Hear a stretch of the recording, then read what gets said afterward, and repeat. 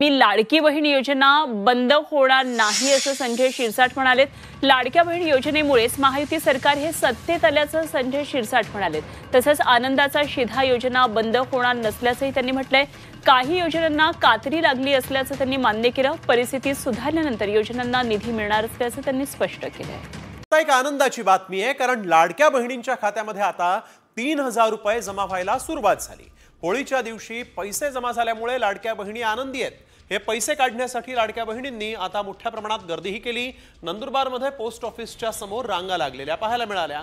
लाडक्या बहिणींना 2 हप्त्यांचे पैसे मिळत आहेत। राज्य सरकारच्या लाडकी बहीण योजनेचा मोठा फटका इतर विभागांना मिळत असल्याचं दिसून येत आहे। लाडकी बहीण योजनेसाठी इतर विभागांचा निधी अर्थ विभागानं वळवला असल्याचं स्पष्ट झालंय। सामाजिक न्याय विभागाचा 3000 कोटी तर आदिवासी विभागाचा तब्बल 4000 कोटींचा निधी अर्थ विभागानं वळवलेला आहे। त्यामुळे समाज कल्याण आणि आदिवासी विभागाच्या अनेक योजनांना कात्री लागण्याची शक्यता आहे। मात्र या निर्णयावर समाज कल्याण आणि आदिवासी या दोन्ही विभागांनी नाराजी व्यक्त केल्याची माहिती आहे।